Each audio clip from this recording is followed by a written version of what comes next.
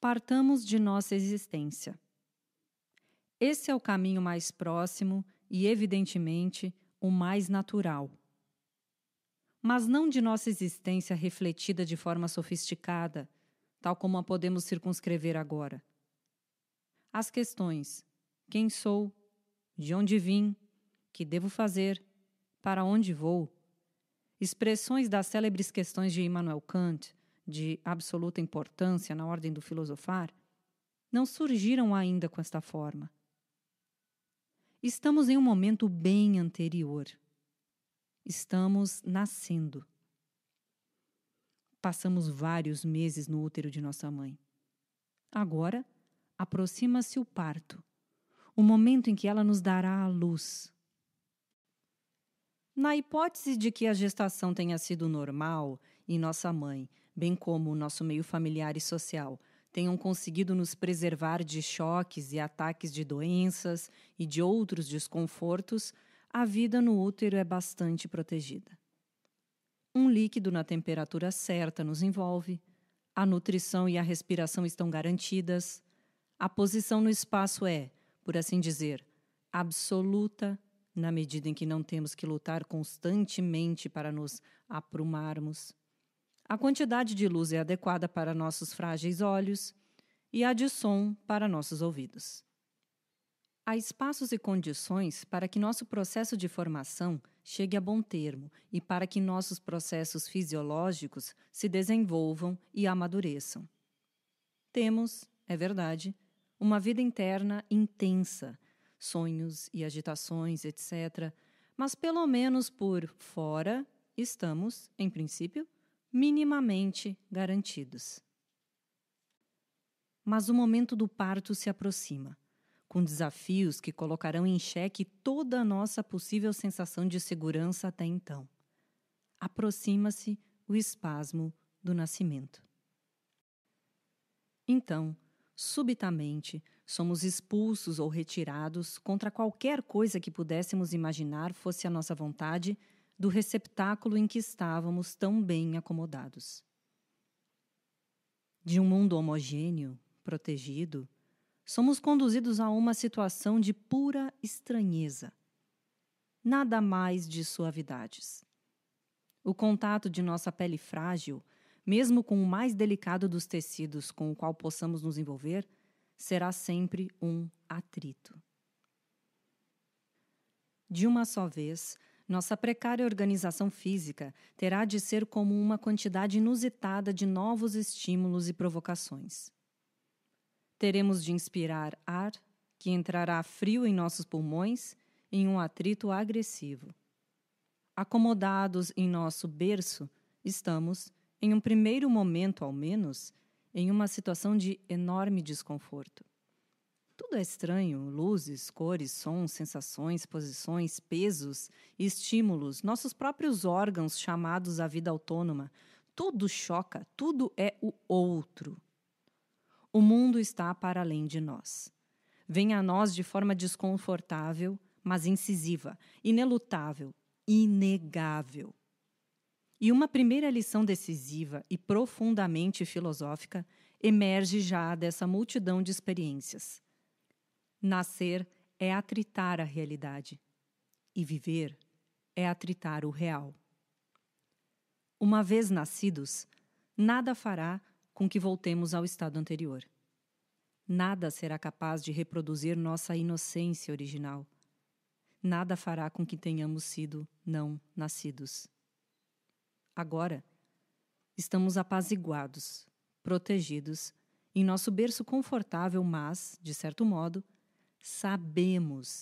sabemos que poderia ser diferente e que o mundo é maior que nosso berço e as cobertas que nos protegem. Ao menos a partir deste saber, estamos definitivamente inscritos na existência e estamos condenados a persistir nela. Mesmo que venhamos a morrer no próximo segundo, nada, nenhum poder, fará com que nunca tenhamos existido. A inércia, elemento que de certo modo jogava a nosso favor quando estávamos no útero, agora é nossa inimiga, mortal. Tudo é luta. Se antes havia a onipresença dos nutrientes, do calor, da suavidade, agora tudo parte da separação. É porque estamos, por exemplo, separados do alimento que sentimos fome. É porque estamos separados da proteção que sentimos frio. É porque estamos separados do ar que temos que respirar. E viver consiste primariamente em ir tomando consciência dessa separação. É nela que consiste, em sua forma primigênia, nosso verdadeiro existir. Assim, somos separados. E somos separados porque não nos confundimos com o que não somos nós. Se isso ainda de certo modo era possível no útero, fora do útero indica uma patologia. E não somos quase nada a não ser nós mesmos. Chegamos talvez a sonhar em sermos um com nossa mãe, mas nem esse desejo é, em fim de contas, possível. Assim, não nos resta senão assumirmos nossa visceral unicidade. Não já de uma maneira refletida, ponderada, mas de um modo que permita a nossa sobrevivência. Viver, já desde suas primeiras instâncias, é um sobreviver.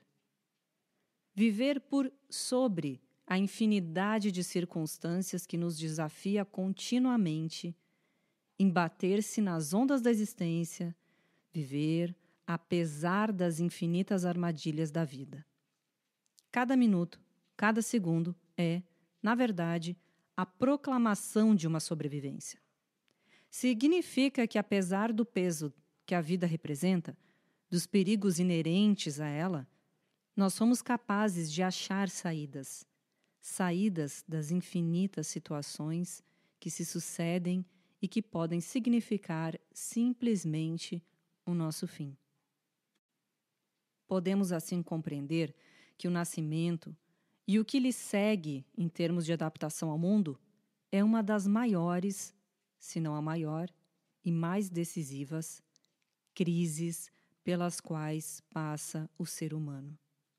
E dizer crise, com a plena significação do sentido desse termo, usado aqui em um sentido muito rico, fecundo e especial, como veremos a seguir.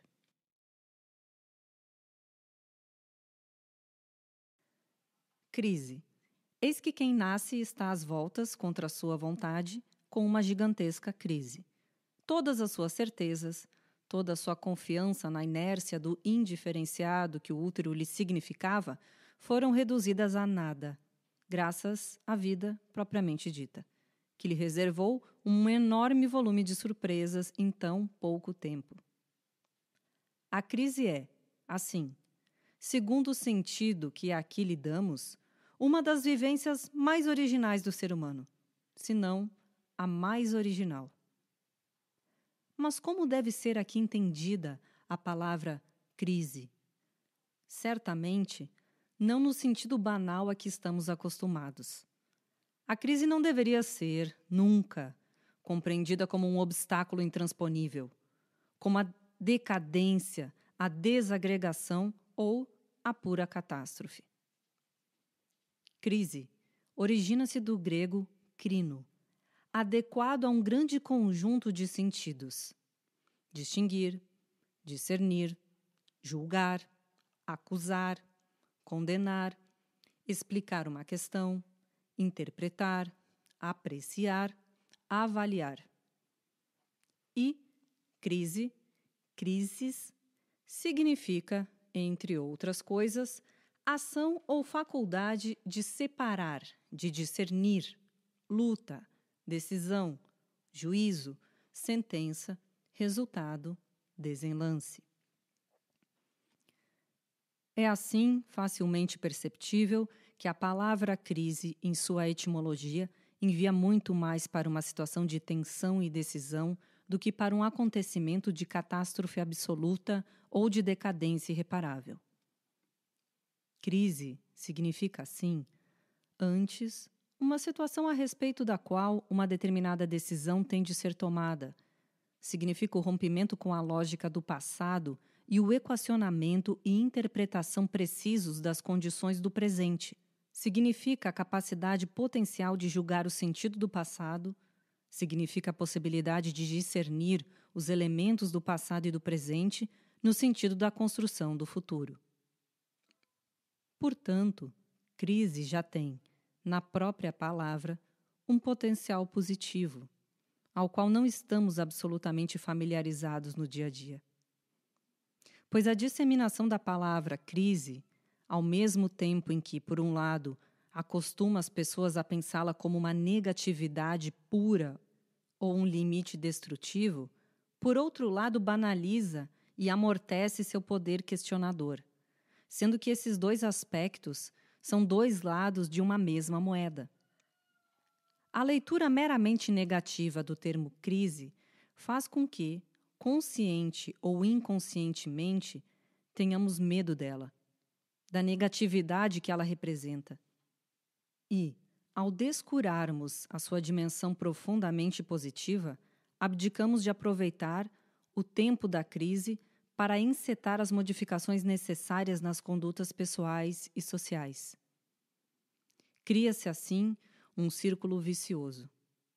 Temos medo exatamente dos momentos e situações que nos permitiriam, pela correta interpretação dos fatos, a tomada de posição frente à realidade que impediria que outras crises como aquela emergissem. Ao percebermos apenas o lado negativo da crise, fugimos das chances de superação de nossos medos e problemas através da conscientização do sentido da crise. Porque, mal entendendo, julgamos que essas chances sejam pura destrutividade. Mas a vida é uma crise constante, uma permanente crise de crescimento. Ao negarmos a crise, como veremos adiante, estamos, na verdade, negando a possibilidade à própria vida.